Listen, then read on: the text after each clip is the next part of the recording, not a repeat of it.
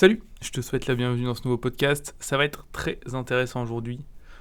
Pour être honnête, on va un petit peu reprendre les fondamentaux, les bases, ça fait pas de mal.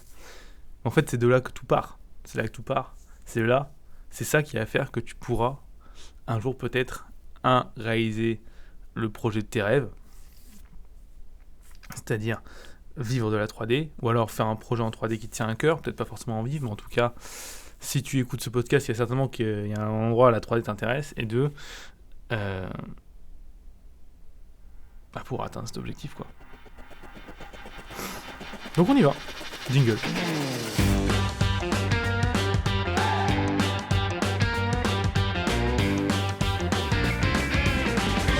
Bienvenue dans le podcast de Notion Life Teach. Le podcast où on parle de 3D, d'animation, d'effets spéciaux, de films, de mindset, de logiciels, bref, tout ce qui se rapporte à l'animation 3D, les effets spéciaux ou l'image de synthèse.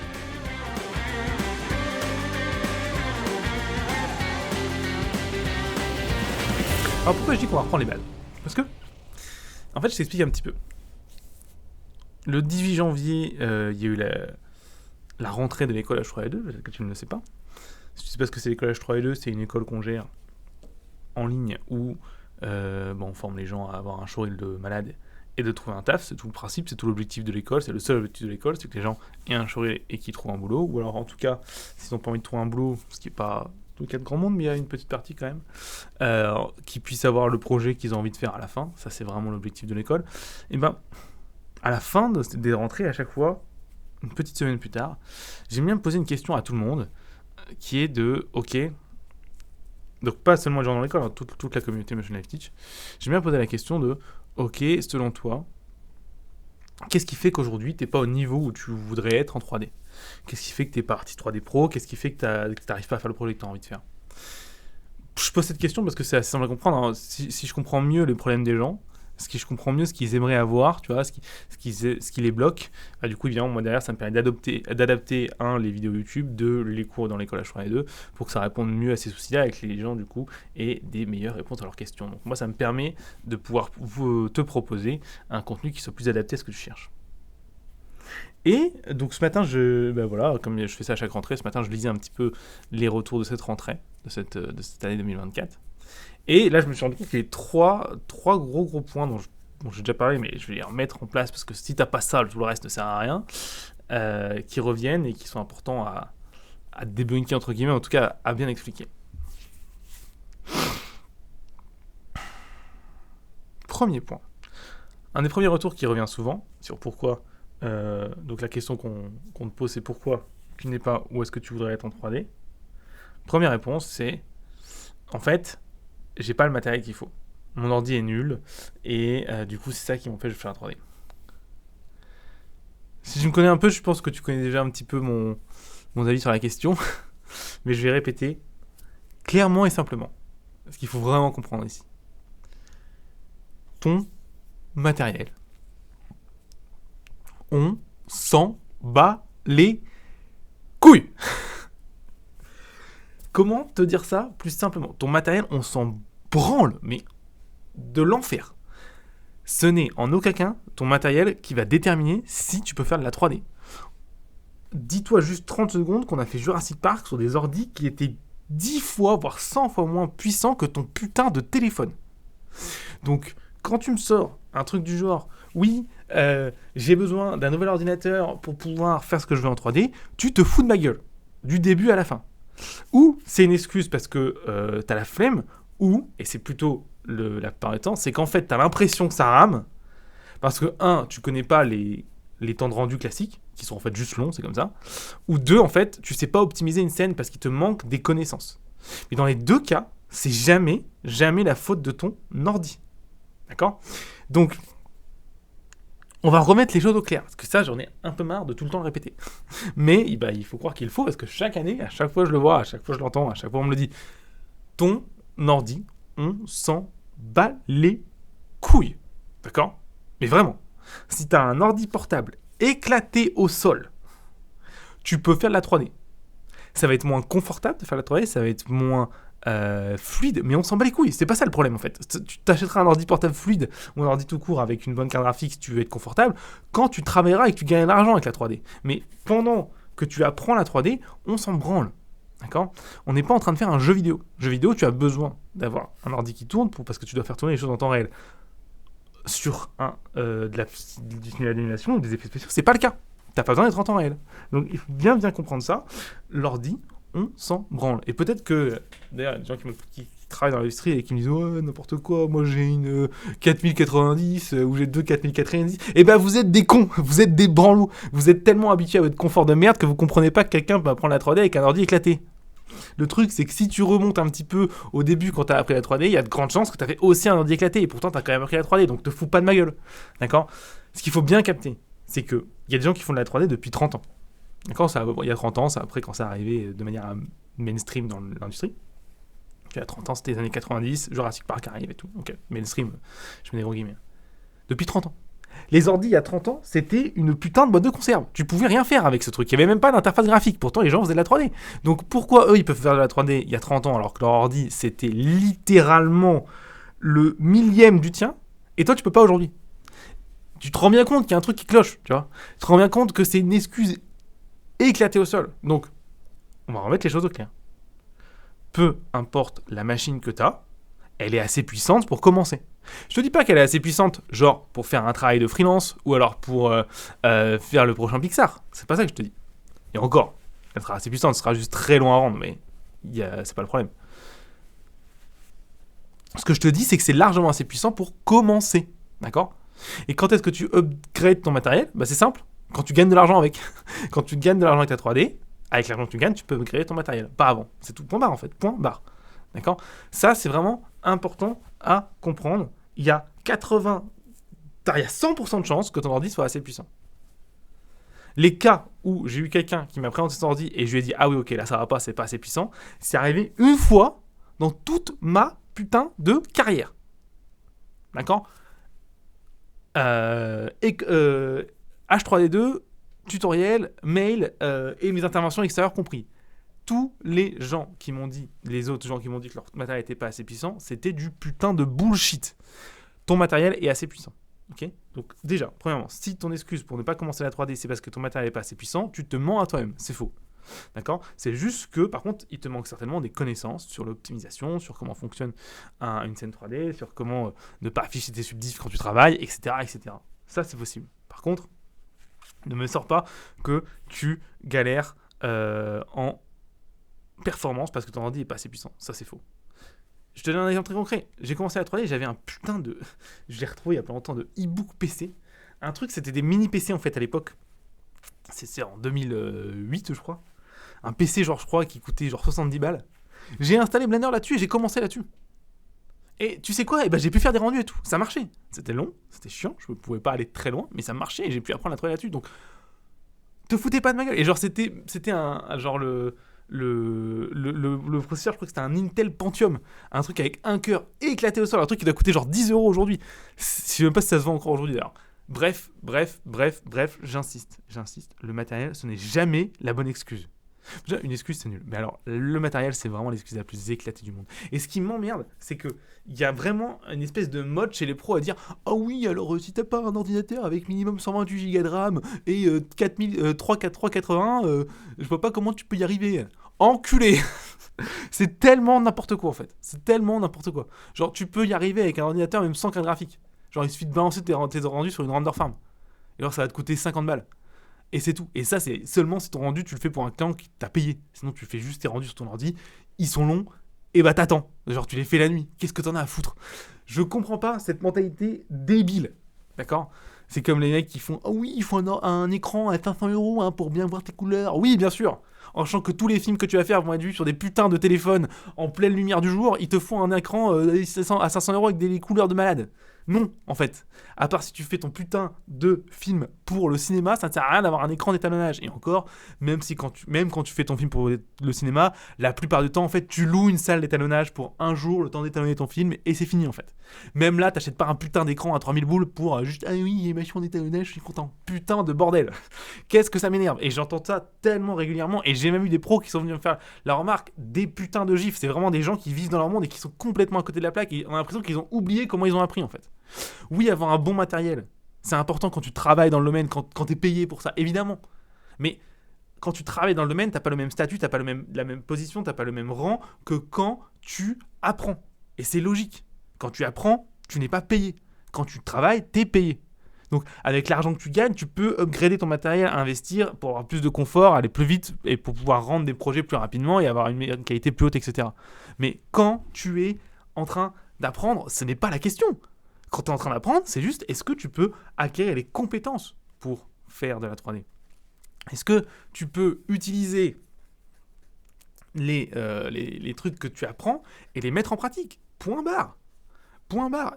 Et ne t'inquiète pas, aucun des trucs qui te sera demandé pour trouver un taf te nécessitera un ordi de guerre. Jamais, en fait. Parce que déjà, les gens qui recrutent, ils comprennent que tu n'as pas un ordi de guerre, mais au-delà de ça, en fait, même si tu fais un ultra bon rendu, d'accord ? Genre, tu dois rendre une minute d'anime, tu vois. Genre, une minute d'anime, ça commence à être un peu long, même genre 2-3 minutes. Tu rends la nuit. Tu mets 2 mois pour le rendre, mais c'est pas grave, tu rends la nuit. Genre, tu mets 60 jours, et tu verras que les 60 jours, ce sera pas les 60 jours, du coup, les plus longs du projet. Ce sera l'année d'avant. Et tu verras que ces 60 jours, tes rendus, tu les feras au fur et à mesure, et ça va même pas te prendre plus de temps, en fait. Ce sera juste des nuits avant où tu faisais pas de rendu, c'est tout. Genre, tu rends tes putains de rendus la nuit, tu t'organises, genre, si t'as 60 plans, et bah, tu fais ton premier plan, et pendant que tu fais ton premier plan, pendant que tu rends ton premier plan, tu fais le deuxième, en fait. La nuit, tu rends le plan, et la journée, tu fais le deuxième. Et tu travailles en cascade comme ça. Tu verras que ça te prendra pas plus de temps, ou quasiment pas plus de temps. Allez, peut-être que tu auras 2 semaines de rendu, et alors, bah, tu prends 2 semaines de pause, qu'est-ce que je te dise ? Mais en tout cas, arrêtez de penser que si tu n'as pas un bon PC, tu peux pas faire 3D. C'est du foutage de gueule du début à la fin. Et quand je vois les gens qui disent l'excuse, oui, alors, voilà, j'adorerais apprendre la 3D, hein, mais j'ai pas un bon PC. Et j'ai pas assez d'argent pour en acheter. Putain, mais tu te fous de la gueule de qui, en fait ? Genre, c'est de la branlette de niveau 1.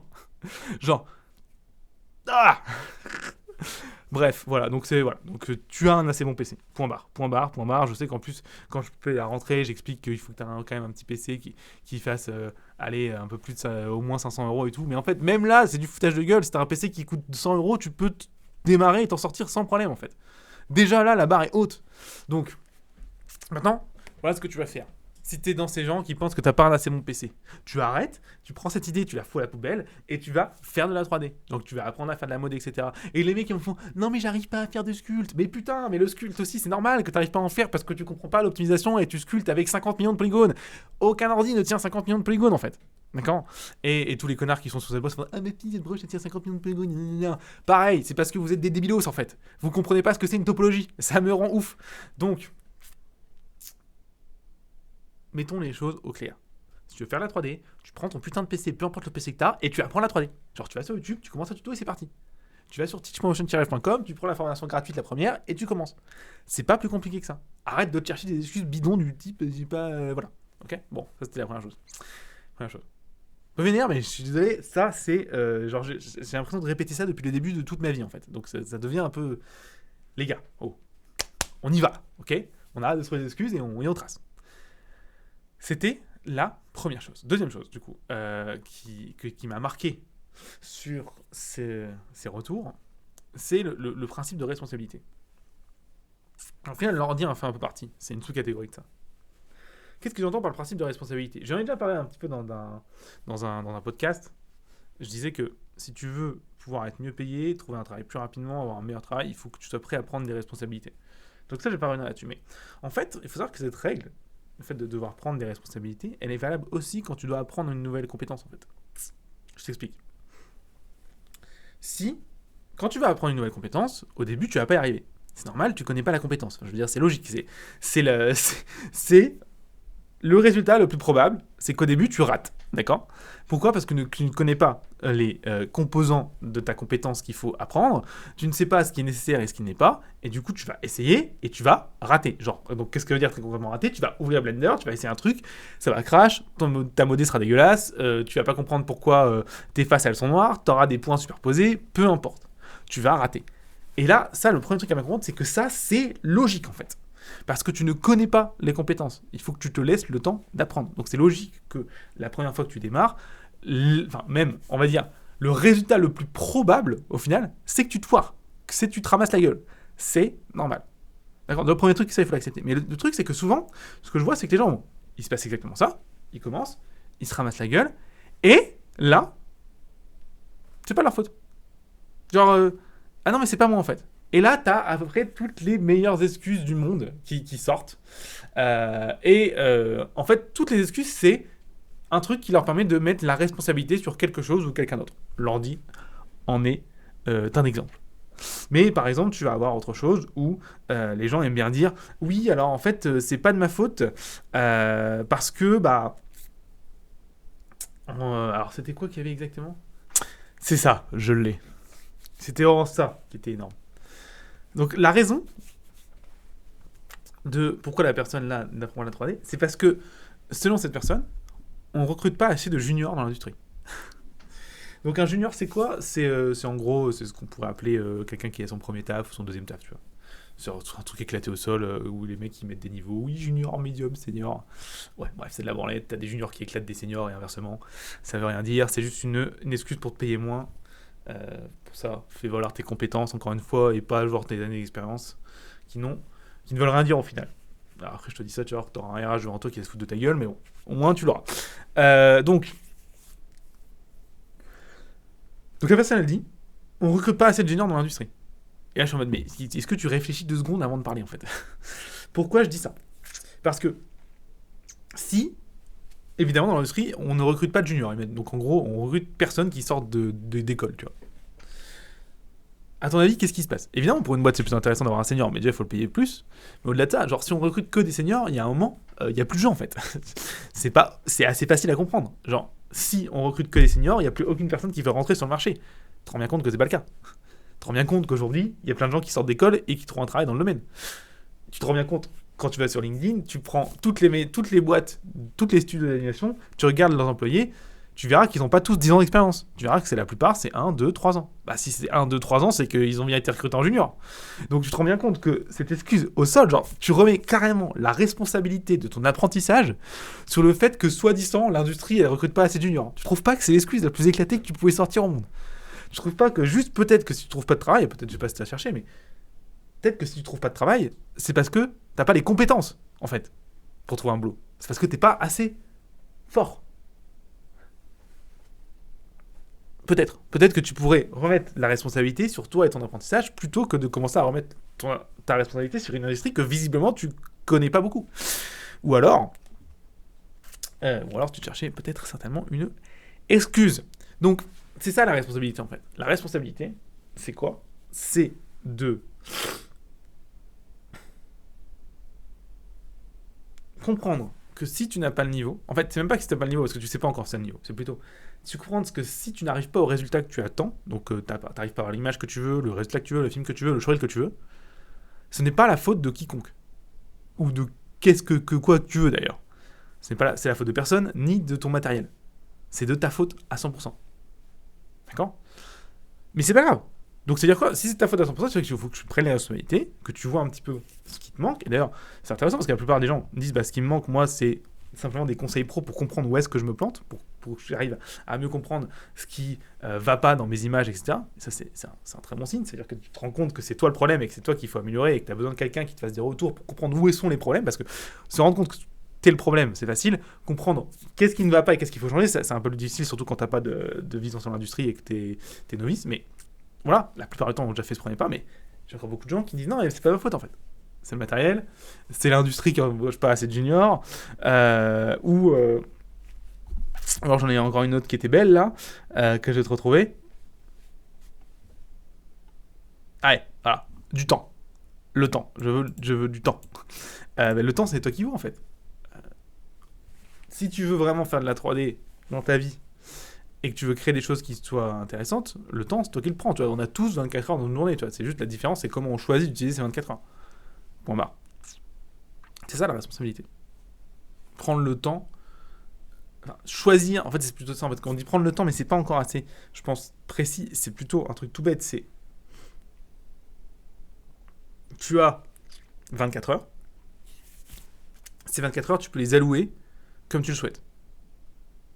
Si la 3D, c'est important pour toi, tu devrais allouer une partie de ces 24 heures à faire de la 3D, à apprendre la 3D. Point barre.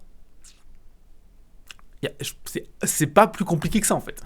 Tout le reste, si tu alloues le reste par rapport à la 3D, c'est que tu considères que c'est plus important que la 3D. Et du coup, à ce moment-là, très bien. Mais du coup, ne dis pas que t'as pas le temps. Dis simplement que t'as décidé, t'as choisi de prioriser autre chose, peut-être la série Netflix, ou peut-être des choses plus importantes vraiment pour toi, mais du coup, à ce moment-là, c'est pas que t'as pas le temps. C'est que t'as choisi de prioriser autre chose qui te paraissait plus important, et y a pas de problème avec ça, mais c'est bien de s'en rendre compte, parce que t'enlever la responsabilité de « Ah ouais, j'ai pas le temps ». C'est pareil, c'est du foutage de gueule au complet. Bien sûr que t'as le temps. Tout le monde a le temps. C'est juste que tu choisis de pas prendre le temps, de pas prioriser ça par rapport à autre chose. Dans ce cas-là, très bien, tu vois. Mais c'est pas que t'as pas le temps. Et je pense que c'est important de s'en rendre compte, parce que la plupart du temps, justement, j'ai des gens qui me disent « Ah, j'adorerais me former en 3D, mais j'ai pas le temps. J'adorerais faire ça, mais j'ai pas le temps. J'adorerais refaire mon showreel, mais j'ai pas le temps. Du coup, je travaille en tant que motion designer 2D, alors que mon bref, c'est la 3D, peu importe. » Et là, je sais que c'est du foutage de gueule du début à la fin. C'est pas vrai. Tu n'adorerais pas le faire, sinon tu le prioriserais et tu le ferais, tout simplement. Et peut-être que tu m'entends là, tu me dis ah, alors qu'est-ce que t'en sais, tu connais pas le problème de ma vie, moi perso, je travaille de 8h à 20h, je rentre, je suis crevé, tout ce que je veux c'est regarder une série et m'endormir. Bah oui, bah, c'est bien ce que je dis. Du coup, si tu fais ça, c'est que tu priorises le fait de regarder ta série et de dormir avant de apprendre la 3D. Et c'est pas grave, mais genre, assume-le, tu vois. Mais commence pas à me dire que t'es dans une situation bloquée pour apprendre la 3D. Ça, c'est du foutage de gueule complet. Genre, coupe ton abonnement Netflix, vends ta télé, et tu vas voir que bizarrement, il va te rester vachement de temps pour apprendre la 3D. D'un coup, comme ça, pop. Donc, voilà. De toute façon, j'avais déjà fait les maths avec toi. Hein. Je t'avais dit, regarde, si tu travailles 35 heures par semaine, même 40 heures par semaine, il te reste 70 heures derrière. Hein. En 70 heures, t'as le temps de faire des trucs. Hein. Et il y en a qui vont ah non, mais il faut dormir. Et bah, tu dors moins, putain, mais bordel. C'est fou, ça. C'est fou. Si tu dors 10 heures par nuit, oui, normal qu'il te reste pas beaucoup de temps. Bah, genre 10 heures par nuit, c'est 70 heures en fait. Hein. Il y a 7 jours, c'est réglé. C'est clair que là, c'est compliqué. Bah, tu dors 6 heures par nuit. Hein. Et là, tu viens de quasiment gagner la moitié. Et oui, tu seras fatigué. Bah, c'est pas grave, en fait. Tu seras fatigué, mais c'est pas grave parce que tu vas sacrifier, entre guillemets, tu vas prioriser ton apprentissage par rapport à tes heures de sommeil. Et bah, tu reprendras ton sommeil quand tu travailleras en 3D. Qu'est-ce que tu veux que je te dise En fait, à un moment, il faut savoir ce que tu veux, quoi. Et là, il y a peut-être qui vont dire ah non, mais le sommeil, c'est la santé, c'est important. Tais-toi. C'est une excuse bidon au possible. Oui, le sommeil, c'est la santé. Évidemment, si tu dors 2 heures par nuit, il va y avoir un moment un souci, mais il faut à un moment arrêter de se foutre de la gueule du monde. Me dis pas que aujourd'hui, la raison pour laquelle tu dors pas, c'est parce que tu travailles. La plupart du temps, la raison pour laquelle tu dors pas, c'est parce que t'as binge-watché une série comme un enculé. Et c'est ok, mais alors te plains pas, tu vois. Ça, c'est, je pense, important. Tu vois. C'est le truc, c'est que tu es toujours responsable de tes choix. Et les choix, il y a aucun. Tu vois, tous les choix que tu fais, il y a aucun problème avec ça. Tu vois. Si tu choisis de regarder des séries et de te branler la nuit toute la journée, aucun problème. Mais par contre, ne commence pas à dire que t'as pas le temps, quoi. Ça, c'est du foutage de gueule. Donc voilà, la responsabilité. Prends la responsabilité. Si tu veux vraiment le faire, prends la responsabilité de le faire. Et je pense que le dernier truc que je vois, c'est un petit peu, c'est aussi lié à la responsabilité, mais c'est juste la conclusion de tout, c'est en fait juste bosse en fait. Là, parce que en fait, la plupart des trucs que je vois, souvent, c'est des excuses pour pas bosser en fait. Et c'est marrant parce que les gens qui sont dans l'école, juste ils travaillent en fait. Point barre. C'est fou. Hein. Et même je dis les gens qui sont dans l'école, mais même les gens qui sont pas dans l'école, genre les gens qui réussissent et qui font des trucs stylés en 3D, dans une école ou pas d'ailleurs, ils ont un point commun tous. Juste ils bossent en fait. Genre ils se posent 2 heures par jour, peut-être plus, et ils font leur truc. Et le truc c'est le faire une fois c'est facile, tout le monde sait faire, mais juste que eux le font tous les jours, tout le temps. Pendant 5 ans, 10 ans. Et ouais, si tu bosses 2 heures par jour pendant 10 ans, bah là, tu viens d'éclater 99% des gens. Si tu bosses 2 heures par jour pendant une semaine, t'es au niveau 20%. Normal, quoi. Genre, comme tout, très simplement, très logiquement, apprendre une compétence prend du temps. Et le temps, c'est la répétition d'un apprentissage récurrent. la conclusion, en fait, c'est ça. C'est souvent, j'ai l'impression qu'il y a beaucoup de gens qui me contactent et j'ai l'impression qu'ils cherchent un peu un secret, tu vois. Le secret de devenir artiste 3D professionnel, la clé en or qui est cachée sous un rocher que j'ai pas vu ou un truc comme ça que seuls les professionnels connaissent. Et spoiler, non, il y a pas de secret. Si, il y en a un, tout bête. Mais en fait, c'est le secret que tu le connais. En fait, c'est pas un secret pour toi, mais tu veux juste pas l'entendre. Le secret, c'est juste, il faut travailler régulièrement pendant 2 ans. Point barre. Allez, 1 an et demi si tu bosses 8 heures par jour, peut-être même 1 an si tu bosses 8 à 10 heures par jour et que t'es vraiment chaud. Mais il faut travailler régulièrement sans arrêter. Voilà. Bouge ton putain de cul. C'est juste ça en fait. Tout le reste n'est que bullshit. Et au final, l'ordinateur, c'est une excuse pour t'en branler la nouille. Et le côté, c'est l'industrie qui n'embauche pas assez, pareil, c'est une excuse parce que tu veux te branler la nouille. Alors, ça peut être une excuse parce que tu as la flemme de travailler, ça peut être aussi une excuse parce que tu as peur de ne pas avoir le niveau pour te faire embaucher, ça peut être les deux. Mais dans tous les cas, c'est une excuse. Si c'est une excuse, tu prends pas tes responsabilités. Si tu prends pas tes responsabilités, tu n'as aucune chance de trouver un boulot. Ou alors, ton boulot sera éclaté au sol. Voilà. Je pense qu'on a fait le tour de tout ça. Je pense que la conclusion que tu peux retenir d'aujourd'hui, c'est simple. Hein. Bouge ton putain de cul. Ah, travaille en fait, juste travaille. C'est tellement. Je pense que c'est vraiment le truc le plus sous-coté du monde. C'est que quand tu commences la 3D, le premier truc que tu commences à chercher, c'est les add-ons qui vont t'aider à gagner du temps, les machins, les trucs, le cours parfait. Tu vas passer des journées sur YouTube à chercher le truc, le machin. Tu vas faire tout pour essayer de chercher un hack, en fait. Un petit peu, tu sais, comme les gens qui veulent devenir riches rapidement, tu vois, ils cherchent le hack pour gagner la richesse rapidement, tu vois. Alors qu'en fait, la réponse, c'est la même, c'est juste, tu veux devenir riche, il faut bouger ton cul, en fait. Pourquoi les gens qui sont riches, ils bossent 100 heures par semaine ? Bah, parce qu'en fait, ils bossent 100 heures par semaine. Point barre, en fait, c'est inversé, en fait.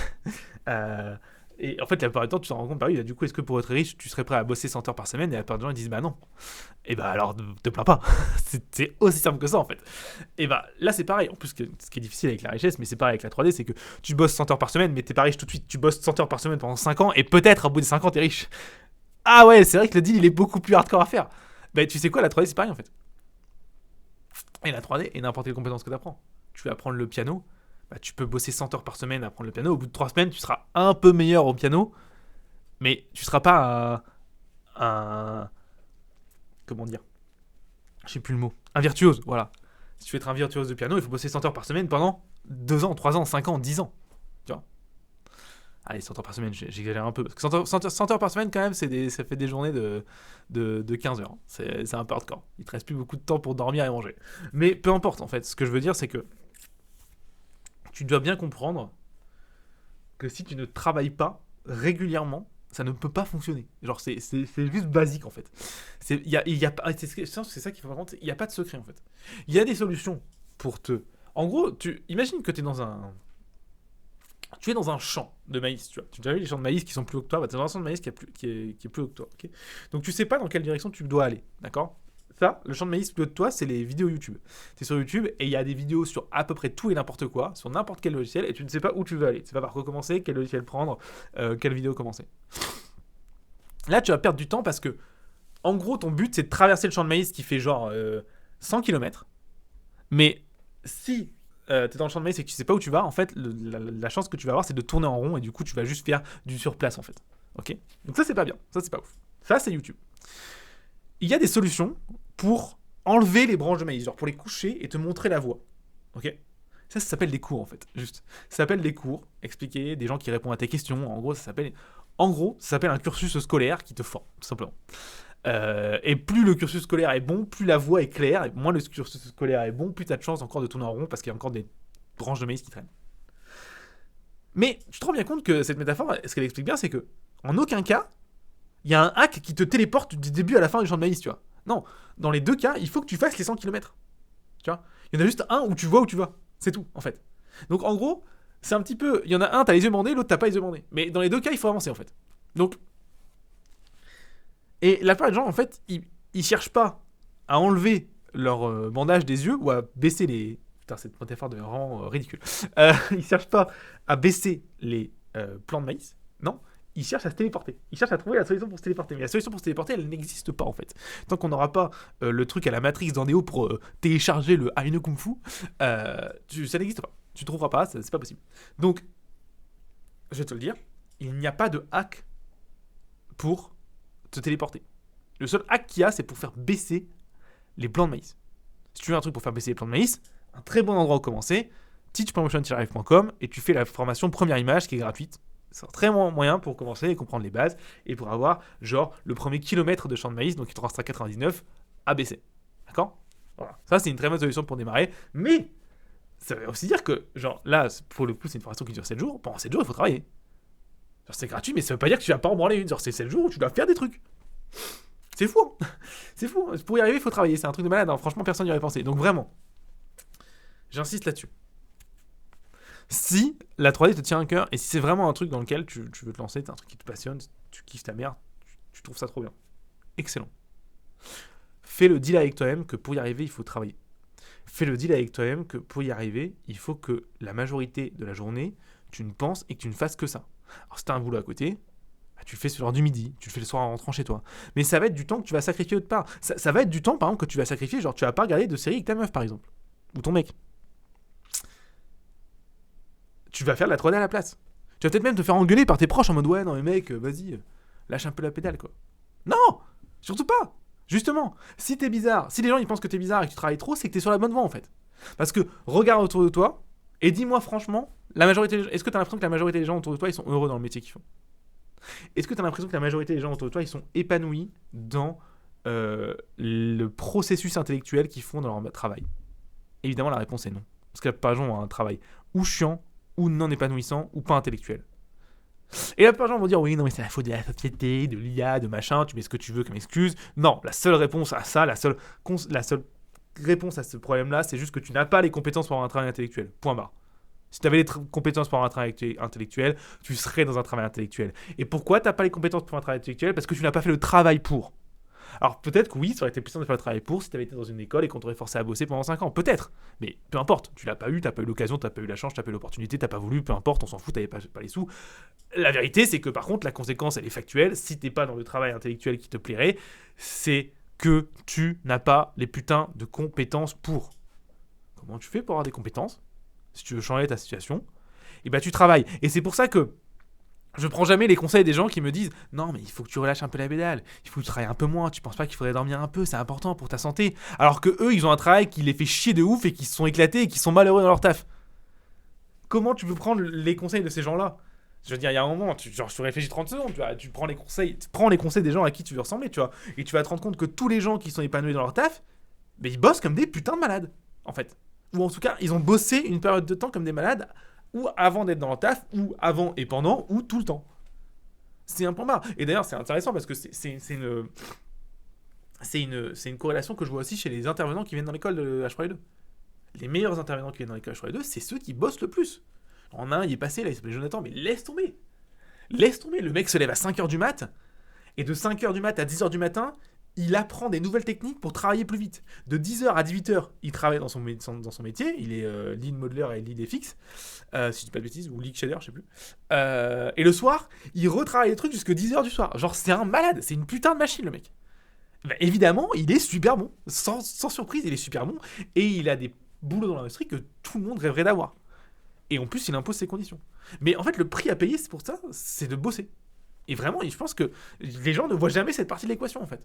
T'as toujours l'impression de voir quelqu'un qui pop comme ça de l'extérieur, genre un mec qui pop sur ArtStation et qui sort une putain d'image trop stylée ou un putain de film trop stylé, comme si genre il avait un don du ciel, tu vois. Mais non, ce que tu vois pas, c'est les putains de 10 années d'avant de travail acharné qu'il y a eu et qu'il a jamais montré, en fait. Travail. C'est la seule conclusion que je peux te donner. Travail. La vérité, c'est que la réponse à tes problèmes, la plupart du temps, c'est que tu travailles pas assez. La plupart du temps. C'est la seule réponse. D'accord ? En fait, tu as deux réponses possibles. Ou c'est parce que tu travailles avec des œillères, donc en gros, tu es dans le champ de maïs et tu tournes en rond parce qu'il n'y a personne qui t'a abêché les plants de maïs pour toi. Voilà, à ce moment-là, du coup, trouve un truc pour t'abaisser les plants de maïs, simplement. Donc ça veut dire une formation, un truc, un machin, un tuto YouTube, ce que tu veux. Et après, juste travail. Il n'y a pas de secret. Il n'y a pas de secret. Tu bouges ton énorme cul et t'y vas. Et d'ailleurs, si t'as envie de bouger ton cul, si t'as envie d'avancer, il y a un moment, il suffit de se rendre sur teach.motion-live.com et tu fais une petite formation, c'est la première sur la page, ça s'appelle première image. Voilà. Et tu démarres. Et si t'es un petit peu plus avancé et que tu sais déjà faire un petit peu des images mais que t'es bloqué, ben tu pars, il y a une formation qui s'appelle le shading editor. Et voilà, c'est une formation plus avancée qui t'explique les nœuds. Pareil, c'est gratuit. Les deux sont gratuits. C'est parti, t'y vas. Les deux durent 7 jours. Non, je crois que le Shading Editor, il n'y a pas de jours. Mais bon, peu importe. Voilà. Et let's go. T'y vas et c'est parti. Et tu verras que ça va bien se passer. Ça va bien se passer si tu travailles. Si tu travailles pas, en fait, c'est pas que ça va pas bien se passer, c'est juste qu'il va rien se passer. Ce qu'il faut bien comprendre, ce qui est difficile avec le travail, c'est que tu vas travailler dur maintenant pour une récompense qui va arriver plus tard. Et la gratification différée, c'est le terme technique pour ça, et bah c'est difficile pour notre cerveau parce que nous on est habitué à avoir une gratification instantanée. Genre tu bouffes, t'es content. Tu vas sur internet, tu regardes une vidéo que t'aimes bien, t'es content. Mais en fait, le problème c'est que les meilleures choses de ta vie arrivent tout le temps en fait en gratification différée. Tu te formes pendant 5 ans pour être extrêmement compétent et avoir le travail de tes rêves. Bah, pendant les 5 ans où tu te formes, c'est dur, tu souffres. Mais par contre, c'est une gratification qui est différée. Genre, la gratification, elle arrive 5 ans plus tard. C'est pour ça que c'est dur, parce que tu as du mal à suivre. Tu sacrifies tes temps de Netflix, de séries et tout pour travailler, et ben la gratification, elle arrive 2 ans plus tard. Tu sacrifies une partie de ton temps de sommeil pour avoir plus de temps et travailler, et te former et être meilleur. La gratification, elle arrive plus tard. Et spoiler, d'ailleurs, quand la gratification arrive, tu pourras redormir si tu as envie de dormir, tu vois. Et tu vas te rendre compte en plus que, genre, si tu travailles 6 heures par nuit, si tu dors 6 heures par nuit, il se passe rien, en fait. Et tous les gens qui me disent, non, moi, je peux pas.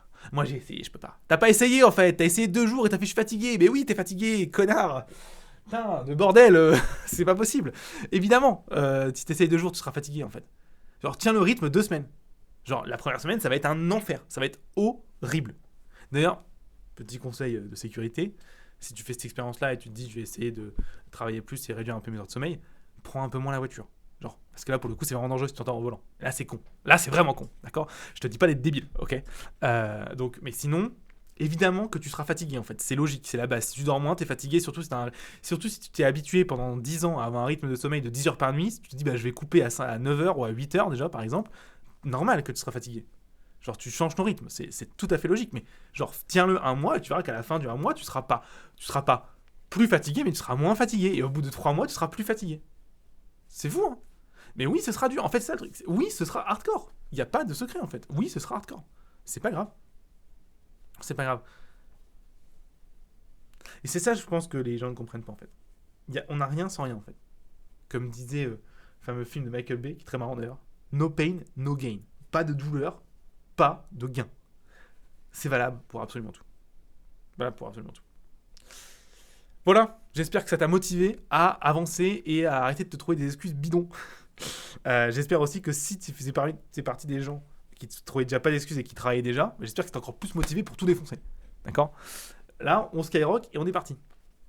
Donc voilà, rendez-vous sur teachpromotion-live.com, les petites formations gratuites si tu veux y aller et avoir le champ de maïs déjà baissé pour toi et où tu n'auras plus qu'à mettre les gaz. Sinon, moi je te dis à très bientôt dans un nouveau podcast, hyper chauffé à bloc et hyper motivé. Allez, salut.